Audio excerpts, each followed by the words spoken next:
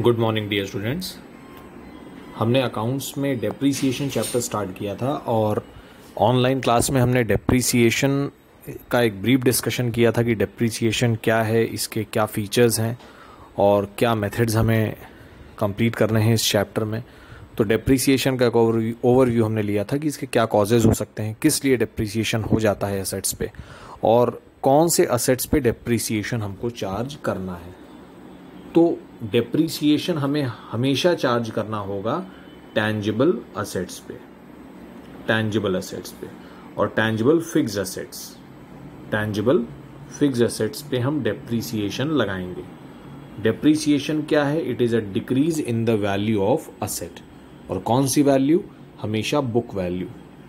तो डेप्रीसिएशन के चैप्टर में अब आगे अगर कुछ चीज़ों को और हम डिस्कस करें तो हमें सबसे पहले ये देखना होगा कि डेप्रीसिएशन के कौन से मेथड्स हमें कंप्लीट करने हैं। तो इस चैप्टर में हम डेप्रीसिएशन के दो मेथड्स कंप्लीट करेंगे। पहला मेथड होगा हमारा स्ट्रेट लाइन मेथड, जिसको हम ओरिजिनल कॉस्ट मेथड भी बोल सकते हैं, हिस्टोरिकल कॉस्ट मेथड भी बोल सकते हैं, या फिर हम फिक्स्ड इंस्टॉलमेंट मेथड भी बोल सकते हैं। तो चार नाम हो गए इसके। और दूसरा मेथड जो हम कंप्लीट करेंगे वो होगा रिटन डाउन वैल्यू मेथड, या फिर डिमिनिशिंग बैलेंस मेथड, या फिर रिड्यूसिंग इंस्टॉलमेंट मेथड। तो आपको मेथड के दूसरे नाम भी पता होने चाहिए कि हो सकता है एग्जाम में अगर आ गया कि फिक्स्ड इंस्टॉलमेंट मेथड से आप डेप्रीसिएशन चार्ज करें, तो अब आपको अगर नाम ही नहीं पता होगा कि फिक्स्ड इंस्टॉलमेंट मेथड किस मेथड को बोलते हैं, तो वो क्वेश्चन तो ऑब्वियसली आप नहीं कर पाएंगे। तो सभी मेथड्स के नाम भी आपको पता हो तो इसको नोट डाउन भी कर सकते हैं सभी स्टूडेंट्स। तो ये हमारे हो गए चार नाम फर्स्ट मेथड के और 3 नाम हो गए हमारे सेकंड मेथड के। तो जब आपसे कहा जाए कि डेप्रीसिएशन कैलकुलेट करने के कितने मेथड हैं, तो डेप्रीसिएशन कैलकुलेट करने के 2 मेथड हमको कंप्लीट करने हैं। मेथड और भी होते हैं, अराउंड 7 to 8 मेथड्स हैं, पर हमें सिर्फ 2 मेथड पढ़ने हैं। तो कैलकुलेशन के लिए 2 मेथड्स हैं हमारे पास। इन 2 मेथड्स के थ्रू हम डेप्रीसिएशन का अमाउंट कैलकुलेट कर लेंगे। अब जो अमाउंट आपने कैलकुलेट किया, ये अमाउंट आ गया, फॉर एग्जांपल जो भी आ गया 5,000 10,000, जो भी अमाउंट आपने कैलकुलेट किया, इस अमाउंट को अब रिकॉर्ड कैसे किया जाए, इस अमाउंट को कैसे लिखें हम। तो डेप्रीसिएशन की एंट्री हम ऑलरेडी जर्नल चैप्टर में सीख चुके हैं। एंट्री होती है depreciation account debit to asset. ये हो गया तरीका डेप्रीसिएशन को रिकॉर्ड करने का। तो डेप्रीसिएशन को आप कैसे रिकॉर्ड करेंगे? सबसे पहले आप असेट अकाउंट बनाएंगे। अब अगर ये एंट्री हमारे सामने लिखी हुई है डेप्रीसिएशन टू असेट, अब अगर हम असेट अकाउंट बनाएं, जैसे हमने जर्नल से लेजर में पोस्टिंग करना सीखा था, अब अगर हम असेट अकाउंट बनाएंगे तो पोस्टिंग कहाँ करेंगे हम? असेट अकाउंट क्रेडिट हुआ है एंट्री में, तो come to the credit and write the debit. तो हम डेप्रीसिएशन लिखेंगे, तो यहाँ हम लिखेंगे बाय डेप्रीसिएशन अकाउंट। तो एक तरीका है डेप्रीसिएशन को रिकॉर्ड करने का कि you can write it on the credit side of asset account. तो ये एक तरीका हो गया डेप्रीसिएशन को रिकॉर्ड करने का। तो 2 मेथड्स हैं डेप्रीसिएशन कैलकुलेट करने के और 2 तरीके हैं डेप्रीसिएशन को रिकॉर्ड करने के। तो पहला तरीका क्या है डेप्रीसिएशन को रिकॉर्ड करने का? Credit side of asset account. और दूसरा तरीका क्या है? Credit side of provision for depreciation account. एक हम अकाउंट खोल सकते हैं प्रोविजन फॉर डेप्रीसिएशन अकाउंट, उसके क्रेडिट साइड में आप लिखोगे तो आपकी एंट्री चेंज हो जाएगी, depreciation debit to provision for depreciation account. तो डेप्रीसिएशन की 2 एंट्री हम बना सकते हैं, या तो एंट्री बनेगी डेप्रीसिएशन टू असेट, या फिर बनेगी depreciation to provision for depreciation account. तो डेप्रीसिएशन को आप असेट अकाउंट के क्रेडिट में भी लिख सकते हो, या फिर आप प्रोविजन फॉर डेप्रीसिएशन अकाउंट खोल दोगे, उसके क्रेडिट में लिख दोगे। तो 2 तरीके हैं डेप्रीसिएशन को रिकॉर्ड करने के, और ये देखिए आपकी बुक में लिखा भी हुआ है। Methods of recording depreciation. पहला क्या है? When depreciation is charged to asset account, that means entry क्या हो गई? Depreciation to asset. और सेकंड है when depreciation is when provision for depreciation account is opened. तो अब हमारी एंट्री क्या हो जाएगी? Depreciation to provision for depreciation. तो ये देखिए फर्स्ट टॉपिक जो है उसमें डेप्रीसिएशन की क्या एंट्री है? Depreciation to asset. और आगे चल के हम सेकंड टॉपिक भी करेंगे ये देखिए सेकंड टॉपिक हमारा, when provision account is maintained, तो डेप्रीसिएशन की एंट्री हो गई depreciation debit to provision for depreciation. तो डेप्रीसिएशन को दो तरह से रिकॉर्ड किया जा सकता है और दो तरह से कैलकुलेट किया जा सकता है। तो कैलकुलेशन के दो मेथड हैं जो भी हमने डिस्कस किए थे, स्ट्रेट लाइन मेथड और रिटन डाउन वैल्यू मेथड। उसके अलग अलग नाम हैं, सभी स्टूडेंट्स उसको पता, उनको नोट डाउन कर लें कि क्या क्या नाम हो सकते हैं फर्स्ट मेथड के और सेकंड मेथड के। उसके बाद कुछ यहाँ पे पॉइंट्स लिखे हुए हैं, इसको भी आप रीड कर लेंगे, important points relating to depreciation. Depreciation हमेशा हम चार्ज करेंगे फिक्स एसेट्स पे और उतने ड्यूरेशन के लिए चार्ज करेंगे जितने टाइम के लिए असेट को यूज़ किया गया है। अगर हमने असेट को परचेज किया है फॉर एग्जांपल 1 अक्टूबर और हमारा ईयर एंड हो रहा है 31 मार्च को 2020, तो हमने असेट को सिर्फ 6 मंथ्स यूज़ किया है, तो हम डेप्रीसिएशन भी 6 मंथ्स का ही लगाएंगे। आप 10% या 15% जो भी निकालना है आपको निकाल लीजिए और फिर उसके बाद उसको हाफ कर दीजिए, मतलब जितने मंथ आपने असेट को यूज़ किया उतने मंथ का डेप्रीसिएशन आप लगाइए। तो ये ध्यान रखना है हमको कि असेट को हमने कितने टाइम के लिए यूज़ किया। कई बार हम नया असेट परचेज़ कर लेते हैं तो साल के बीच में भी परचेज़ किया जा सकता है, ऐसा तो कोई कंपल्शन नहीं है कि हमेशा फर्स्ट डे ही परचेज़ किया जाएगा। तो इसलिए डेप्रीसिएशन हम उसी टाइम ड्यूरेशन के लिए लगाएंगे जितने टाइम के लिए हमने उसको यूज़ किया है। तो ये चीज़ ध्यान रखेंगे। और ये देखिए यहाँ पे लिखा हुआ है मेथड्स ऑफ चार्जिंग डेप्रीसिएशन, वही चीज़ लिखी है। पहला method straight line method, original cost method, fixed percentage method, तो ये हो गया हमारा एक मेथड। दूसरा हो गया diminishing balance method, reducing installment method, written down value method. Percentage इसमें भी फिक्स किया जा सकता है, तो ये नाम आपको जनरली नहीं दिया रहेगा क्योंकि वो दोनों में सेम हो जाएगा तो कन्फ्यूजन हो जाती है। तो पहला मेथड हम पहले करेंगे स्ट्रेट लाइन मेथड। तो इसमें डेप्रीसिएशन आप दो तरह से निकालोगे, परसेंटेज अगर दिया है तो डायरेक्टली परसेंटेज ही निकाल दो। जैसे असेट हमारा फॉर एग्जांपल हमने 2 लाख रुपीज़ का असेट परचेज़ किया और 2 लाख रुपीज़ के असेट पे आपको 10% डेप्रीसिएशन कैलकुलेट करना है, तो ऑब्वियस है 20,000 आएगा, तो बहुत सिंपल है। लेकिन दूसरा तरीका क्या है कि आपको कुछ और इन्फॉर्मेशन दी रहेगी, तो इस फॉर्मूले के थ्रू भी आप डेप्रीसिएशन निकाल सकते हैं। असेट की कॉस्ट आपको दी रहेगी, उसकी स्क्रैप वैल्यू दी रहेगी और उसकी एस्टिमेटेड यूजफुल लाइफ भी आपको दी रहेगी, तो उसके थ्रू भी आप डेप्रीसिएशन कैलकुलेट कर सकते हो। तो क्वेश्चन में आपको जैसी इन्फॉर्मेशन दी हो वैसे आप निकाल लें। तो हम लोग इलस्ट्रेशन देखते हैं। ये एडवांटेजेस और जो डीमेरिट्स हैं ये आप एक बार रीड कर लेंगे।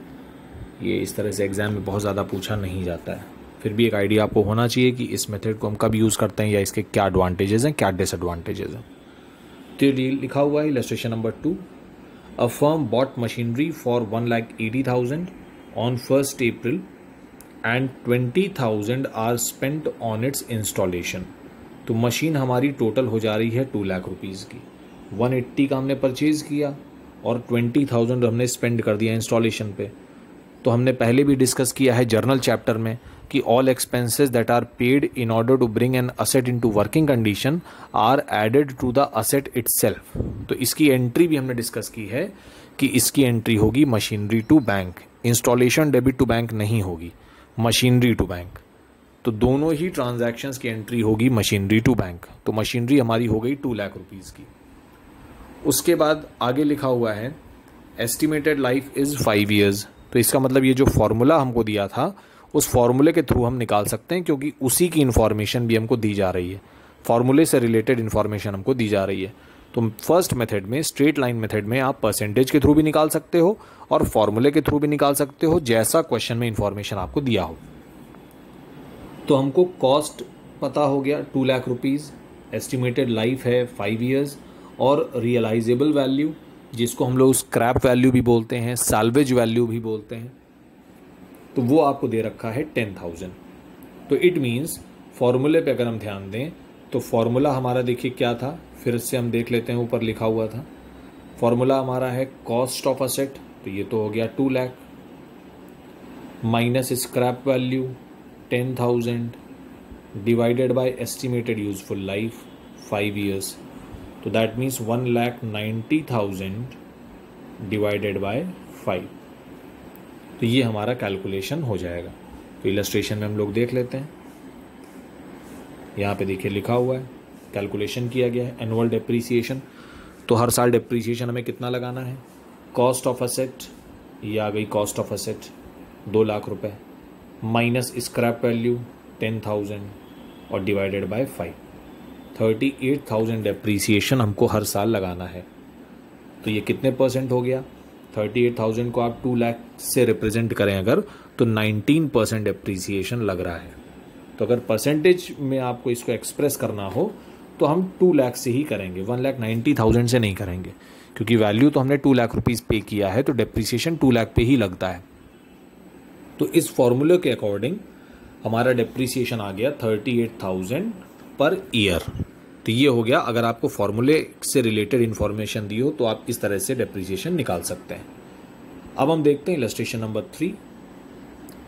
लिखा हुआ है Ram brothers purchased a machine on 1 October 2017 at a cost of 1,40,000 and spent 10,000 on installation।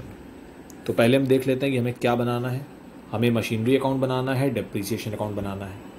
तो सबसे पहले तो हमने मशीन परचेज़ किया, तो मशीन हमने कितने का परचेज़ किया, 140 का, और 10,000 इंस्टॉलेशन का दिया। तो इसकी एंट्री क्या होगी, machinery account debit to bank. तो अभी तो हम मशीनरी अकाउंट बना रहे हैं, तो machinery account is debit, come to the debit and write the credit. तो ये देखिए टू बैंक 2 बार लिखा हुआ है। तो पहले हमने 140 का मशीन खरीदा, 10,000 इंस्टॉलेशन पे किया, टोटल मशीन हमारा हो गया 1,50,000 का। सबसे पहले आपको डेट डालना है। इस चैप्टर में हमें कुछ चीज़ों का बहुत ध्यान रखना होगा, अदरवाइज आपका पूरा क्वेश्चन गलत हो जाएगा। हमें डेट का बहुत ध्यान रखना है, मेथड कौन सा है ये हमको क्लियर होना चाहिए, बिल्कुल श्योर होना चाहिए।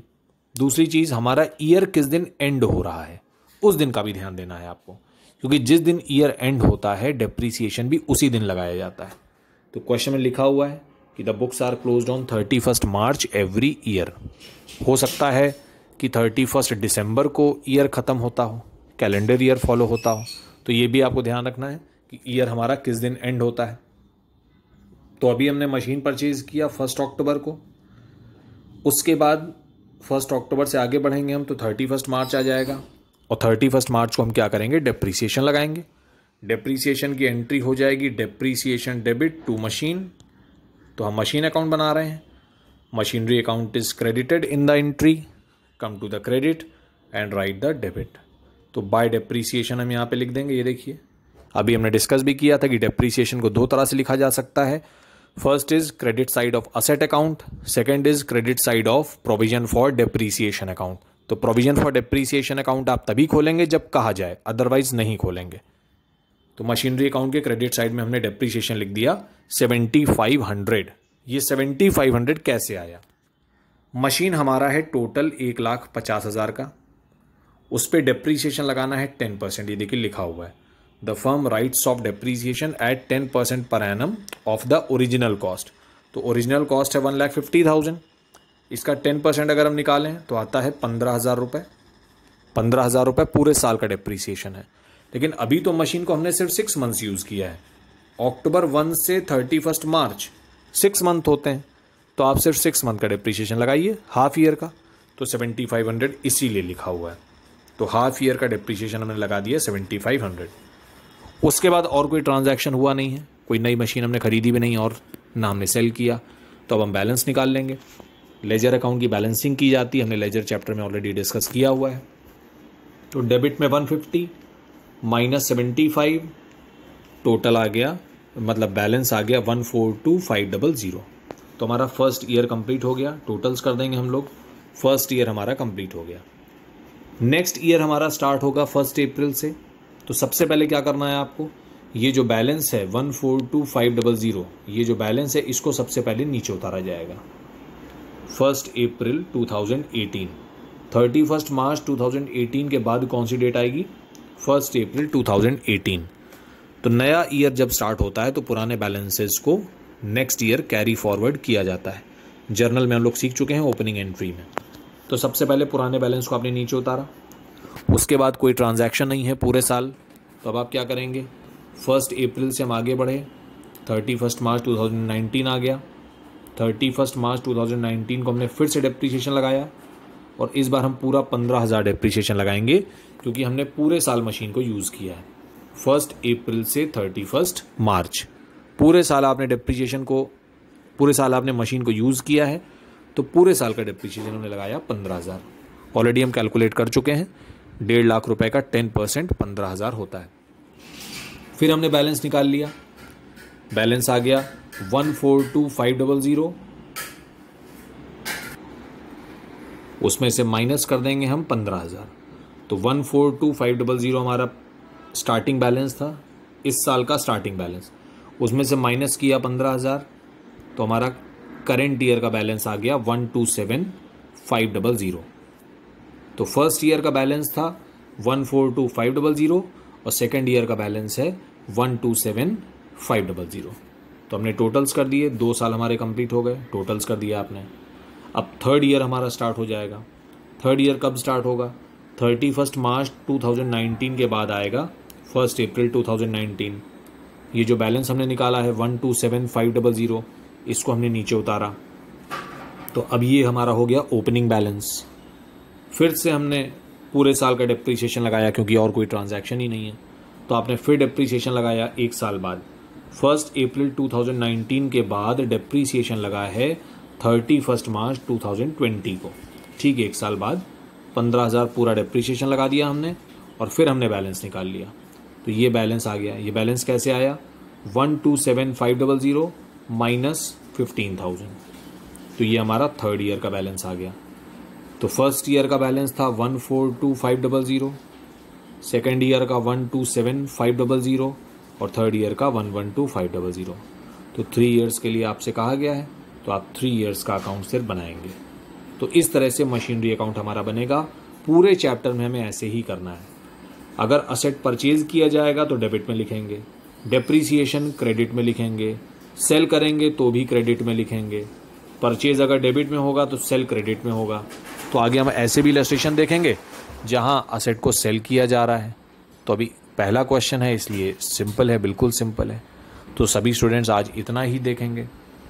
आगे देखिए इसके डेप्रीसिएशन अकाउंट भी बना हुआ है। डेप्रीसिएशन अकाउंट भी हम लोग देख लेते हैं एक बार। डेप्रीसिएशन की एंट्री क्या थी? Depreciation debit to machine. तो डेप्रीसिएशन अकाउंट में आप क्या करेंगे? डेप्रीसिएशन डेबिट है तो come to the debit and write the credit. तो टू मशीन हमने लिख दिया। तो फर्स्ट ईयर आपने डेप्रीसिएशन कितना लगाया था? 7,500 और बाकी दोनों साल पूरे साल का लगा था। और डेप्रीसिएशन अकाउंट एक नॉमिनल अकाउंट होता है। हर साल इसको हम क्या करते हैं? प्रॉफिट एंड लॉस अकाउंट में ट्रांसफ़र करके बंद कर देते हैं, तो इसकी बैलेंसिंग नहीं की जाती। Nominal accounts are close every year. Ledger जब हमने पढ़ा था तब मैंने आपको एक चीज़ बताई थी कि पर्सनल अकाउंट और रियल अकाउंट की बैलेंसिंग होती है, लेकिन नॉमिनल अकाउंट्स को हर साल बंद कर दिया जाता है, या तो ट्रेडिंग अकाउंट में ट्रांसफ़र करके या पीएल में ट्रांसफ़र करके। तो डेप्रीसिएशन अकाउंट को पीएल में ट्रांसफ़र कर दिया जाता है। तो 2 एंट्री होती हैं हर साल। ये देखिए ऊपर एंट्री भी लिखी हुई थी, डेप्रीसिएशन की एंट्री ये देखिए, डेप्रीसिएशन डेबिट टू असेट पहली एंट्री, और उसके बाद डेप्रीसिएशन अकाउंट को हम बंद कर देते हैं। एंट्री क्या होती है? PL debit to depreciation. तो अब अगर आपसे डेप्रीसिएशन अकाउंट बनाने को कहा जाए तो पहली एंट्री के अकॉर्डिंग क्या होगा? Depreciation is debit, come to the debit and write the credit. तो पहले तो आपने लिखा टू असेट, और सेकेंड एंट्री अब देखिए, सेकेंड एंट्री में डेप्रीसिएशन क्रेडिट हुआ है तो come to the credit and write the debit. तो अब हम लिखेंगे बाय पीएल। तो इस तरह से हमारा हर साल ये डेप्रीसिएशन अकाउंट ऐसे ही बनता रहेगा, to asset by PL, to asset by PL, to asset by PL. हर बार यही करना है आपको। तो वही किया भी गया है। देखिए इलस्ट्रेशन को जब हमने सॉल्व किया तो डेप्रीसिएशन अकाउंट में यही किया, टू मशीन बाय पीएल। इसी तरह से हम हर साल डेप्रीसिएशन को ट्रांसफ़र कर देंगे। तो इस तरह से हमारा डेप्रीसिएशन अकाउंट भी कंप्लीट हो जाएगा। तो आई होप ये इलस्ट्रेशन सभी स्टूडेंट को समझ में आया होगा। इसको अच्छे से आप लोग देख लें। आगे के वीडियोज़ में हम लोग और भी कुछ डिफ़िकल्ट इलस्ट्रेशंस को अब टेकअप करेंगे। तो thank you so much, God bless you.